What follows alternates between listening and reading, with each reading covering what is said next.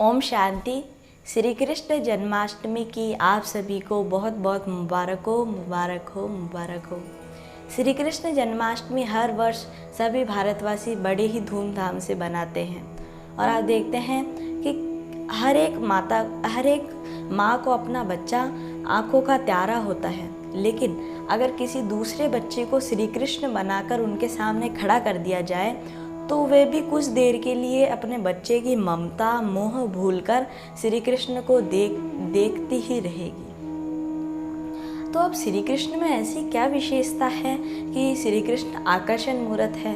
क्योंकि श्री कृष्ण एक तो जन्म से ही धन्य थे और अब श्री कृष्ण को हमें निहारने की इच्छा क्यों होती है?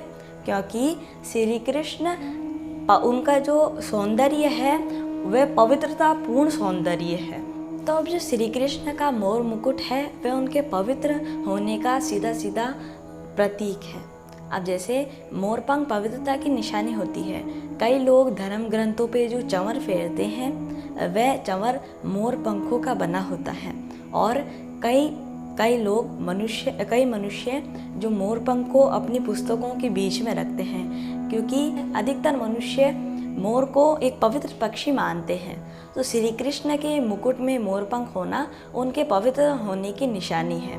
और हम देखते हैं मीरा का उदाहरण कि मीरा भी जब पवित्र बनी उसके बाद उन्हें श्री कृष्ण का साक्षात्कार हुआ और श्री कृष्ण की मूर्त के सामने अब विकारी ख्यालात आना भी एक पाप माना जाता है। तो जब श्री कृष्ण का आह्वान करने के लिए ही, श्री कृष्ण की पूजा करने के लिए ही हमें इतना पवित्र बनना होता है, तो आप सोचिए कि श्री कृष्ण खुद कितने पवित्र होंगे। उस समय जब उन्होंने जन्म लिया होगा तब ये सृष्टि कितनी पवित्र रही होगी, कितनी निर्विकारी रही होगी। तो ये जो मोर मुकुट है वह श्री कृष्ण के पवित्र होने का प्रतीक है। अब अपने हृदय को टटोलिए। अब जैसे सिर्फ श्री कृष्ण को मनमोहक कह के छोड़ने से अपना जो लक्ष्य है वह सिद्ध नहीं होगा। अगर आप सचमुच श्री कृष्ण से प्रेम करते हैं, अगर आप श्री कृष्ण के वैकुंठ में सचमुच जाना चाहते हैं, तो पहले पवित्र बनिए। और पवित्र कैसे बनेंगे?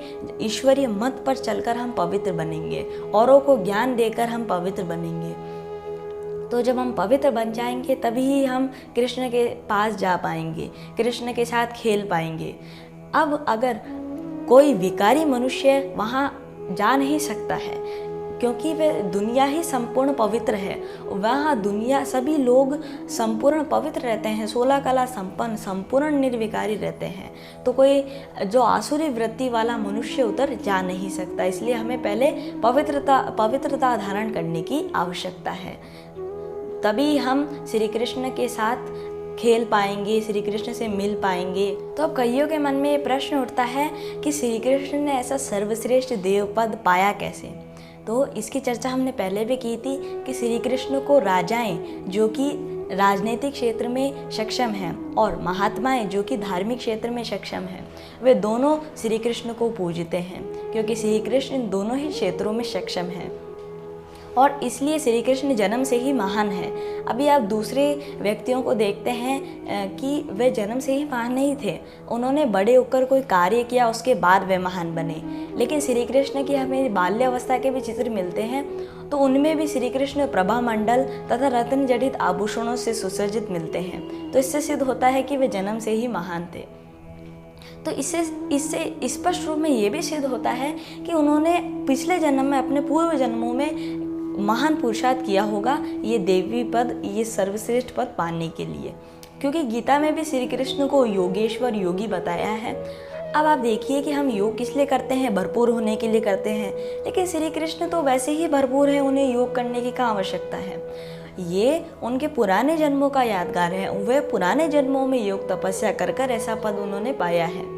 क्योंकि ईश्वरीय मत के लिए भी कहा जाता है कि ईश्वरीय मत नर को श्री नारायण और नारी को श्री लक्ष्मी बना देती है। तो श्री कृष्ण ने भी अपना नारायण पद पाने से पहले, ऐसा सर्वश्रेष्ठ देव पद पाने से पहले एक साधारण मनुष्य ही रहे होंगे। उन्होंने उस जन्म में गहन पुरुषार्थ किया होगा, महान पुरुषार्थ किया होगा, तब जाकर उन्होंने ऐसा देवी पद पाया। लेकिन आज मनुष्य श्री कृष्ण के गुणगान तो करता है, उनके गुणगान तो करता है, महिमा के गायन तो करता है, लेकिन आज मनुष्य उस महान पुरुषार्थ को भूल गया है जिसे कर कर श्री कृष्ण इतने महान बने। तो अगर आपको भी श्री कृष्ण जितना महान बनना है तो वही पुरुषार्थ वापस करना होगा और श्री कृष्ण के साथ सतयुग की दुनिया में जाने के लिए तैयार होना होगा। अब हम श्री कृष्ण की महिमा और परमात्मा परमपिता परमात्मा शिव की महिमा में महान अंतर देखेंगे। जैसे कि हम श्री कृष्ण को 16 कला संपन्न सर्वगुण संपन्न कहते हैं, लेकिन परमात्मा के बारे में तो वर्णन आता है कि वे सर्व गुणों के भंडार हैं और शांति के सागर हैं, पवित्रता के सागर हैं, आनंद के सागर हैं, ज्ञान के सागर हैं, गति सद्गति दाता है, दुख हरता सुख करता है। और अगर कृष्ण पावन है तो वे पतित पावन है, यानी पतितों को पावन बनाने वाले हैं। कृष्ण पावन हैं, फिर वे पावन से फिर वे उनकी कला कम होती है और वे धीरे धीरे साधारण मनुष्य में आते हैं। लेकिन परमात्मा शरीर नहीं धारण करते, इसलिए वे सदा सदा ही पवित्र रहते हैं, इसलिए उन्हें सदा शिव भी कहा जाता है। और ये मान्यता भी प्रसिद्ध है कि गोपेश्वर में श्री कृष्ण ने और रामेश्वरम में श्री राम ने परमात्मा शिव की पूजा की। अब कोई पूजा करने का ये मतलब नहीं है, वह भक्ति भी करते थे। उसका जो चित्रकार ने चित्रित करने की कोशिश की है वह यह है कि श्री कृष्ण और श्री राम श्री कृष्ण और श्री राम को भी शक्ति कौन देते हैं? परम पिता परमात्मा शिव देते हैं। और हम सभी जानते हैं कि श्री कृष्ण विष्णु के साकार रूप हैं और परमात्मा को तो त्रिमूर्ति त्रिकालदर्शी त्रिनेत्री त्रिलोकी नाथ कहा जाता है। और परमात्मा इन तीनों देवताओं ब्रह्मा विष्णु शंकर तीनों के रचयिता है। तो आप अंदाज़ा लगा सकते हैं कि श्री कृष्ण की तुलना में परमात्मा शिव, जो कि श्री कृष्ण को एक साधारण मनुष्य से सत्य ज्ञान देकर इतना सर्वश्रेष्ठ देवपद प्राप्त कराते हैं ज्ञान देकर, तो वह खुद कितने महान होंगे। फिर अगर हम देखते हैं कि किसी दोनों मनुष्यों के नाम और उनके जो वे स्थान पर रहते हैं वे एक हो, तो जो तीसरा सुनने वाला मनुष्य होता है वह मूंझ जाता है और वह दोनों की उपाधि किसी एक को दे देता है। यही गलती हमने परमात्मा शिव और कृष्ण के विषय में की है कि हमने पहले भी जाना था कि परमात्मा शिव का गुणवाचक नाम कृष्ण है और श्री कृष्ण का भी व्यक्तिवाचक और संज्ञावाचक नाम कृष्ण है। तो इस कारण परमात्मा शिव के जो उपाधि है वह श्री कृष्ण को दे दी है, क्योंकि परमात्मा शिव का कोई शरीर नहीं है, इसलिए मनुष्य उन्हें भूल गए हैं। तो हम श्री कृष्ण को भगवान अथवा रचयिता कह देते हैं। तो अगर आप देखिए कि अगर श्री कृष्ण भगवान होते तो गीता में लिखा है कि भगवान इस मनुष्य सृष्टि रूपी वृक्ष के बीज रूप अर्थात रचयिता है। परमात्मा ब्रह्मा विष्णु शंकर के भी रचयिता है। इन तीनों देवताओं द्वारा वे स्थापना पालना और विनाश का कार्य कराते हैं।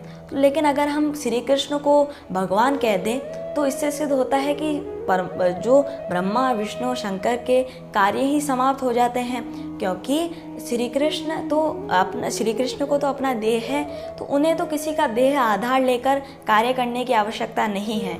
लेकिन परमात्मा तो विदेही है, उनके पास स्वयं खुद का कोई देह नहीं है, इसलिए वे इन तीनों देवताओं द्वारा स्थापना पालना और विनाश का कार्य कराते हैं। अब श्री कृष्ण को हम अकर्ता और अभोक्ता भी कह देते हैं। अब श्री कृष्ण अकर्ता कैसे हुए? उनके पास तो खुद के माता पिता तथा गुरु आदि सब थे, उन्होंने अपनी माता पिता से अपनी पालना उन्हें करानी पड़ी थी, तो वे अकर्ता कैसे हुए? क्योंकि उनके साथ उनका कर्म का बंधन जुड़ा, कर्मों का खाता जुड़ा, जिसे वह आगे जाकर उनको चुकता करना पड़ेगा। तो इससे सिद्ध होता है कि श्री कृष्ण अकर्ता नहीं है। और अभोक्ता, श्री कृष्ण को हम अभोक्ता भी कह देते हैं। अब जैसे कि हमने पहले भी जाना था कि श्री नारायण का बाल्य अवस्था का नाम या फिर स्वयंवर से पहले का नाम श्री कृष्ण था, क्योंकि अब मनुष्य ने इन दोनों देवताओं को अलग कर दिया है। लेकिन श्री कृष्ण का ही स्वयंवर के बाद नाम श्री नारायण पड़ा था, क्योंकि हम मंदिरों में तथा चित्रों में भी देखते हैं कि श्री कृष्ण का प्रौढ़ अवस्था का कोई चित्र नहीं मिलता है, यानी बड़ी आयु का कोई चित्र नहीं मिलता है। और श्री नारायण के बाल्य अवस्था या युवा अवस्था का हमें कोई चित्र या मूर्त नहीं मिलती है। तो इससे सिद्ध होता है कि श्री कृष्ण स्वयंवर के बाद श्री नारायण थे, जिन्होंने चक्रवर्ती सतोप्रधान राज्य चलाया और इस कारण वह पहले विश्व महाराजन भी कहलाए। तो उन्होंने स्पष्ट रूप में राज्य भाग्य भोगा। तो वह अकर्ता और अभोक्ता कैसे हुए? परमात्मा का ये उपाधि है अकर्ता और अभोक्ता, क्योंकि परमात्मा के ना कोई माता पिता है ना कोई गुरु आदि है। इसलिए तो परमात्मा को हम शंभु कहते हैं, शिव शंभु, क्योंकि उनके कोई माता पिता कुछ नहीं है। वह ही सर्वश्रेष्ठ है, वह ही सभी मनुष्य आत्माओं के माता पिता हैं और गुरु हैं। तो इससे सिद्ध होता है कि श्री कृष्ण अकर्ता अभोक्ता नहीं, परमात्मा करता है। और अभोक्ता कैसे है परमात्मा? कि परमात्मा राज्य भाग्य नहीं भोगते हैं, श्री कृष्ण को राज्य भाग्य भोगने के लिए तैयार करते हैं, खुद राज्य भाग्य नहीं भोगते हैं। तो इससे सिद्ध होता है कि परमात्मा कर्ता और अभोक्ता है। अब जैसे कईयों के मन में ये प्रश्न भी उठता है कि श्री कृष्ण वापस कब आएंगे?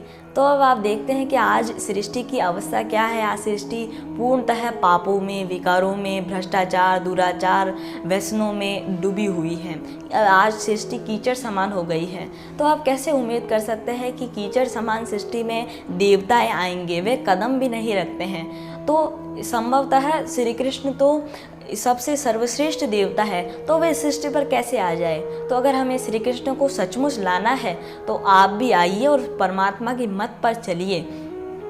अगर हम परमात्मा की मत पर चलेंगे तभी हम स्वयं पवित्र बन पाएंगे, क्योंकि कहते हैं ना, स्वयं परिवर्तन से ही विश्व परिवर्तन होता है। तो अगर हम पहले स्वयं का परिवर्तन करेंगे, अपवित्र से पवित्र, पतित से पावन बनेंगे, तब ही हम वापस इस सृष्टि को भी पावन बना पाएंगे, पवित्र बना पाएंगे।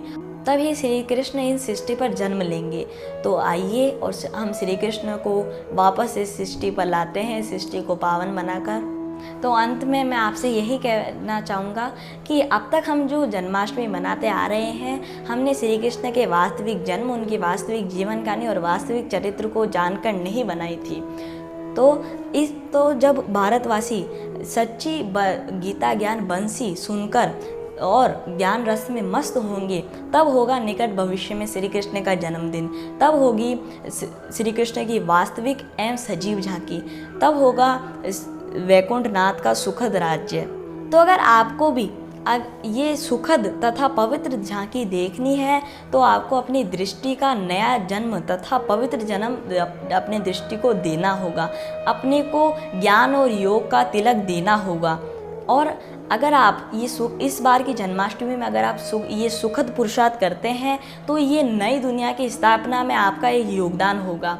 तो आपको ऐसी वास्तविक तथा सुखद जन्माष्टमी की मुबारक हो, मुबारक हो, मुबारक हो। ओम शांति।